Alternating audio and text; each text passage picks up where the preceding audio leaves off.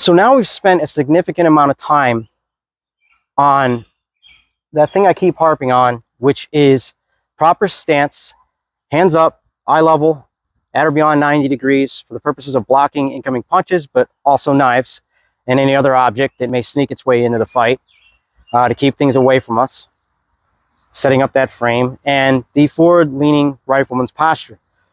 We've also learned how to stay in the balls of our feet with those shoulders slightly forward and make impact with objects, if nothing else, just impact with the body under good cover, and also how to put that body weight into punches and strikes and the concept there without even teaching punching yet.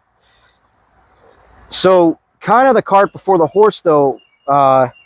When you look at Kung Fu, for example, Sifus will spend an enormous amount of time on just structure, on footwork and setting base and center of gravity before they'll ever take their students into the realm of striking, punching, fighting in general, right? So they have all these different stances that they do in order to teach these things to students, right? And they'll spend a lot of time in these stances to build the muscles that make the legs and the core strong, so that anywhere they find themselves, they've got the strength to fight from that position, which is something that most systems and combative systems don't put a whole lot of focus on, right? But in reality, the more time you spend on footwork, as boring as some people may think it is, right? The Hollywood movie stuff all happens from the waist up, so we like to focus on it.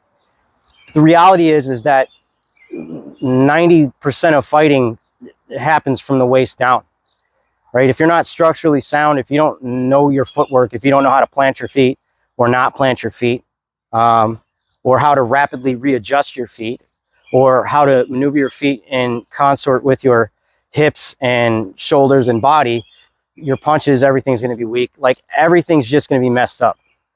So arguably you should be spending as much time training on your footwork and focusing on your footwork as you are on your upper body movements. If your upper body movements are terrible, then it's probably something that's going on from the waist down or in your structure and your posture, not what you're doing with your hands.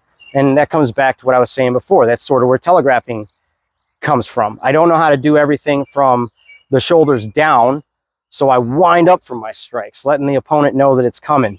I got to do something with the arm to make this thing stronger and more powerful. Well, no, it's something you're doing. This is all you need to do with your hands, right? It's something you're not doing with your lower body.